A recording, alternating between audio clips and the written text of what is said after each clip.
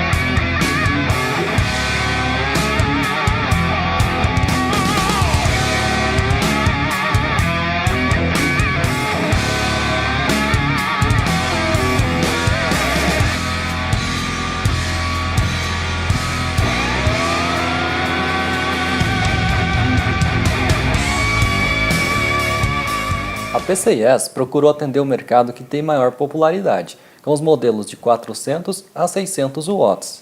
A primeira impressão é legal, ela tem preço bom, a embalagem é bacana, um estilo agressivo e isso deve ajudar bastante nas vendas. O comportamento técnico dela é apropriado, ela cumpre as características para a qual foi fabricada. A eficiência dela cumpriu os 80% do 80 Plus, mesmo em 127 volt, que é uma condição mais severa.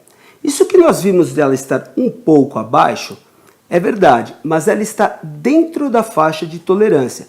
Então a gente não pode descaracterizar uma fonte porque ela chegou a mais ou menos 0,4% abaixo desse limite. Outras coisas influenciam nisso. Por exemplo, a fonte especificada lá no exterior é para 127 volt. Quando nós utilizamos ela em 110, 111, 108, 115, essa tensão um pouco mais baixa também causa uma pequena variação na eficiência. Este é um fator que a fonte passou. A gente vê outras boas qualidades. Os cabos AWG18, o Ripple decente, dissipadores bons, a solda bem realizada e também coisas características de fontes baratas, que são capacitores TEAP, Junfu, que são capacitores baratos mesmo, componentes como a bobina, que a gente nota que é bem justa, né? Ela é dimensionada ali no limite. Esse tipo de componentes é característico de fontes deste nível de preço. Mas o TecLab tem algumas recomendações importantes. Ficaram faltando capacitores no sistema de filtragem eletromagnética. Também notamos a falta do varistor, que é um diodo supressor de surtos. Vai ter gente que vai falar mal por causa disso. Mas existem empresas tradicionais que também não têm o varistor. E pior do que isso, existem empresas que certificam o produto com varistor e depois removem sem dar nenhuma explicação. Então nós temos aí fontes da Cougar, EVGA e de outras marcas que têm isso como padrão nos modelos de baixo custo. Nós acreditamos haver duas razões para não haver esse componente. A primeira é que a energia elétrica nos países onde as fontes são projetadas é mais estável do que no Brasil. Então, o diodo protetor de surto é menos importante. A segunda é mais óbvia, que é a economia em escala. Se eu tiver, por exemplo, um varistor de R$4, ele não é nada. Mas, se a empresa pretende fazer 100 mil fontes num mês, aí os R$4 vão representar bastante coisa. De qualquer maneira, nós recomendamos ao fabricante a inclusão do varistor. Você não vai ver, por exemplo, uma Seasonic ou uma Corsair, mesmo na série mais barata, uma fonte sem esse elemento. Também precisamos considerar que qualquer modificação no projeto pode onerar o custo de produção. Eu vou explicar. A maioria dos fabricantes são OEMs e não a marca que nós vemos. Então ele tem o projeto original que é comprado ou indicado pelo fabricante. Se eu introduzir algum componente, muitas vezes eu vou alterar o processo produtivo dessa fonte. Então não vai ser só o custo do componente, mas o custo de produção dele também vai modificar. E a gente sabe que essas fontes voltadas a baixo custo procuram economizar em qualidade de componentes, em quantidade de componentes, de forma a posicionar o custo do produto numa faixa bastante acessível.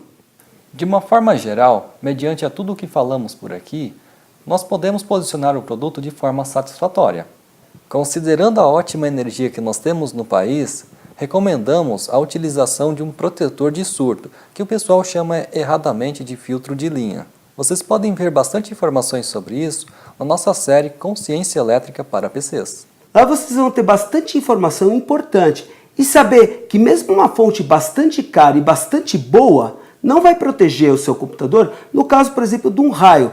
Então, para isso, nós temos centelhadores a gás, diodos Transorb, protetores reais de surto, que são importantes aí para proteger o seu equipamento. Para encerrar, eu vou falar sobre a garantia. A garantia é muito boa e é nacional, mas é de apenas 1 ano. Nós recomendamos ao fabricante estender esse prazo. Existem fabricantes que propagam garantia de vários anos, mas não existe garantia no Brasil. Garantia no Brasil significa um produto novo com nota fiscal e uma nova garantia. Essas empresas aí que mandam para o exterior e volta com DARF não significa garantia nacional. Isso pode demorar, nada garante a você que daqui 1, 2 anos, se você tiver problema, a empresa que presta esse serviço de garantia vai estar ativa. Daí você acaba com a bomba na mão sem nenhum tipo de nota. Então, a empresa que respeita o consumidor precisa executar a garantia aqui e te devolver um produto novo com uma nota fiscal e um novo termo de garantia para ela. Essa é a maneira certa de trabalhar. Isso deveria ser uma exigência de todos os brasileiros. Obrigado, pessoal, por assistir o vídeo e breve nós voltamos com mais novidades do TecLab. Valeu!